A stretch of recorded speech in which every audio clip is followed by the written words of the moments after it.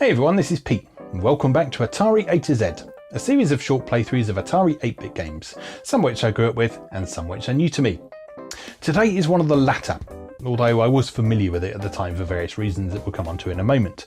This is Vultures III, a 1982 release by a guy called Stan Ockers. Now, Ockers was a very prolific programmer of public domain software, usually written in BASIC, and he was particularly beloved by the United States Atari publication Antic magazine. So this game in question today was originally published in the newsletter of the Atari Computer Enthusiasts, or ACE, user group in Eugene, Oregon. And it was subsequently reprinted in the first issue of Page 6 magazine here in the UK, which is also a user group publication. And that's how I became familiar with it in the first place. Page 6 was a publication that my father and brother got before I was sort of old enough to be aware of that kind of thing. And I subsequently went on and I even contributed to it in its later years as well. So the ACE newsletter was actually very, very popular, and many commercial Atari publications at the time, such as Antic, Analog, Page 6, Atari User, so both sides of the pond really, they got the rights to republish a lot of ACE programs, and so they became rather well known on both sides of the pond. And that also led to creators like Ockers becoming very well known as well. So Ockers was known for Vultures 3 was one of his earlier ones. There were some other games. Chicken was one I remember playing. That was a sort of Frogger type game. Courting Crickets, I think, was another one that he did as well. I enjoyed that one. It was the game that introduced me to the piece of music La Cucaracha. So yeah, he put out a load of really great stuff over time. Vultures 3, I don't know if it's one of his best works. It's probably closest in execution to something like early Atari arcade game Avalanche. It's quite fun though, so let's go take a look. Okay, here we are with Vultures 3 by Stan Ockers. The vultures are landing and removing protective layers above you. There are 3 layers, and every time 3 vultures land, 1 layer will disappear. You can stop the birds with a removal device controlled by joystick 0, or the first joystick port, if you're a normal person. You get 10 times the difficulty for each bird you stop. When you have removed a flock, the difficulty will go up. If you get hit by lightning, your score will decrease by 100 times the difficulty. Press start to begin, any key to pause, and beware the golden vultures. Okay, let's activate the removal device. And here we go. So this game is basically Atari's Avalanche, but with vultures instead of rocks. And with awkward joystick controls rather than paddle controls. So you see this thing constantly moving.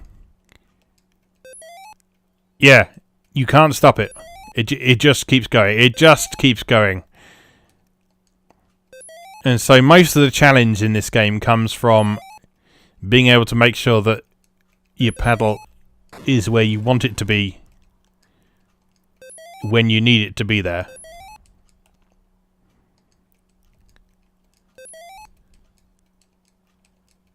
Oh, you going away? Fine. Fine, be like that. Yeah, so this is a really simple game. It was a very early game as well. And like I mentioned, this was not a commercial release because Stan Ockers was a very strong believer in public domain software.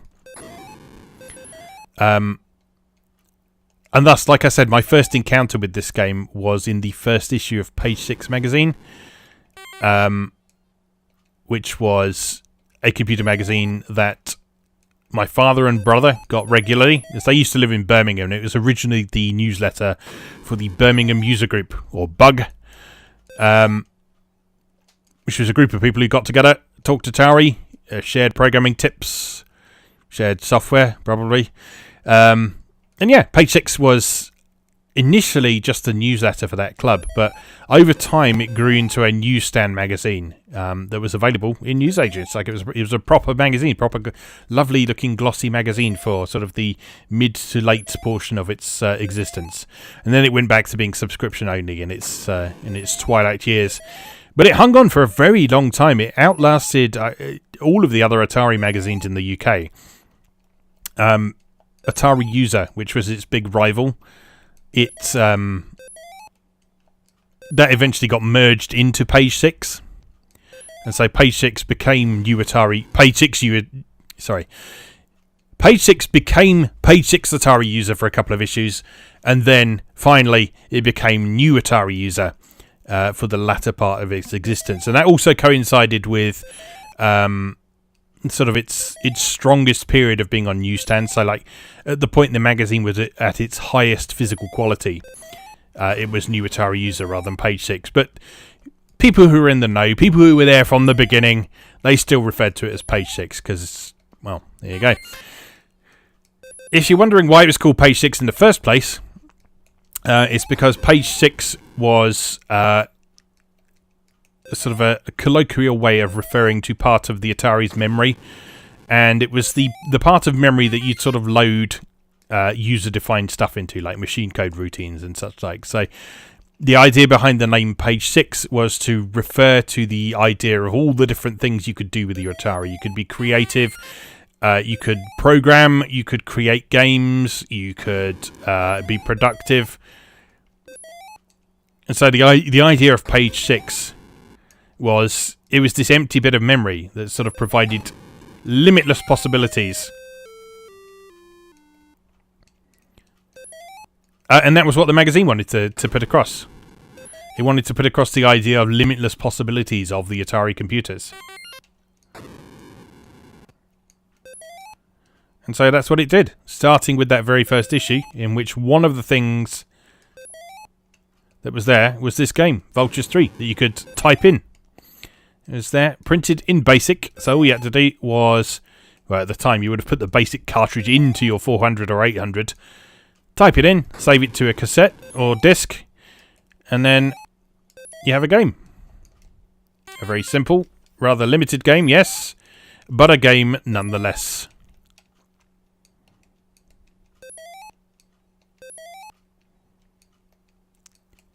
So, over the course of my early computing career, I typed in an awful lot of listings from Page 6. Just because I really liked the sense of achievement it got when you'd actually gone through and you'd copied this entire thing into your computer and you saved it and you had a game that you could run and you could play it, but you could also pick it apart and figure out how it worked. I typed in loads of these listings from Page 6 over the years, but for some reason Vultures 3 was never one of them. Even though I typed in quite a lot of the things from the early days of the magazine. If you do happen to see the camera shaking, by the way. Ouch.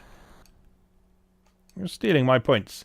As I was saying, if you do happen to see the camera shaking, by the way, it's because my cat Meg has decided to sit underneath the tripod and have a wash. And Meg is a larger lady, shall we say. So when she sits and has a wash, she takes up a fair amount of space. So there you go. I just mentioned that just because I saw it kind of wobbling around a bit while I was talking there.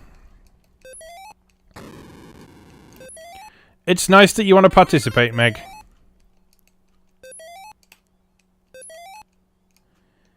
But yeah, this isn't a great game.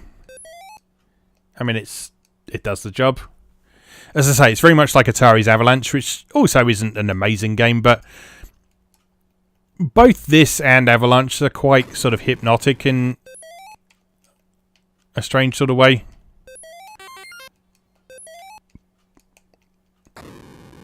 So after a while, you just sort of get in the zone. You get that feeling of flow, I think it's called.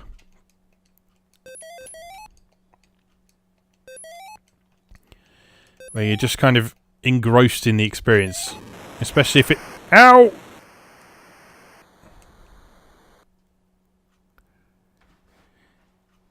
Yeah, so you're just sort of engrossed in the experience regardless of how mind-numbing and repetitive it might be.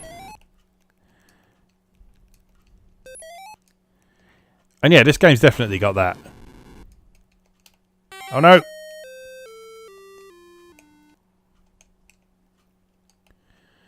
Alright, we're on our last layer.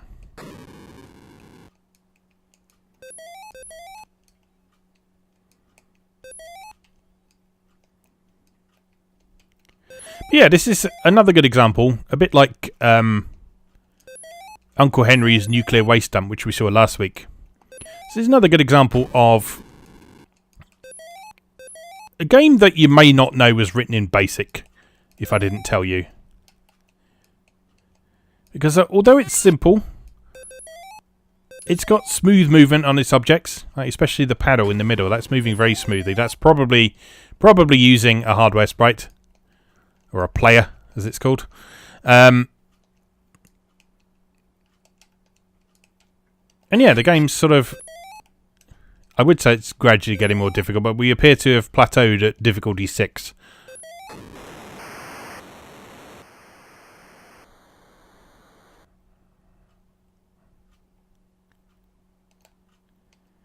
Because every time I finish difficulty 6, it doesn't seem... Oh no!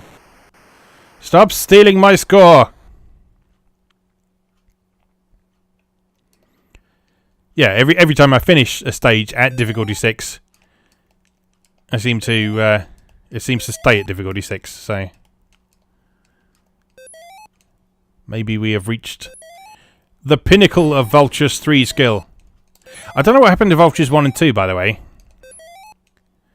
I assume they would have been earlier games by Stan Ockers. Although it's hard to imagine how there would have been 2 previous versions of this that were somehow simpler and or inferior. So I don't know. As I said in the introduction, this game was originally published in a very popular Atari newsletter called the ACE newsletter. Short for the Atari Computer Enthusiasts Group, based in Eugene, Oregon, in the States. And they attracted a lot of really talented programmers to provide sort of tutorial content and basic and machine code programs. And so a lot of the software that ended up as type-in listings in both British and American magazines, so both stuff like Page 6 and Atari User over here, and publications like Antic and Analog in the States, a lot of that stuff originated in this ACE newsletter. And this was one of those. So it's entirely possible that Vultures 1 and 2 were from earlier issues of the ACE newsletter that predated Page 6. But like I say, my enduring memory of this game is that it was like the main type-in game for the first issue of a magazine that was very important to me. And we're dead! Final score 7,660. Press start to play again. I'll pass, thanks. That was alright. Not amazing, but like I say, public domain, free software. So either type it in or you get it from a public domain library, in which case you basically just pay for the cost of the disc and shipping the disc to you, and get a bunch of free software. So that was Vultures 3. As always, thank you very much for watching, and I'll see you again next time. Thanks for watching. If you enjoyed this video, please help out the channel by leaving a like or a comment and subscribing. New episodes of Atari A to Z are on Tuesdays and Atari ST A to Z on Thursdays. Check out atariatoz.wordpress.com for a full archive.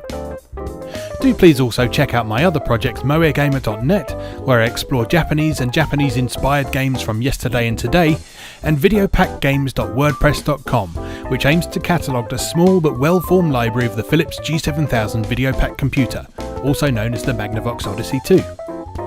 You can also support my work on Patreon or buy me a coffee. You can find links to do both down in the video description. Thanks again, and I'll see you next time.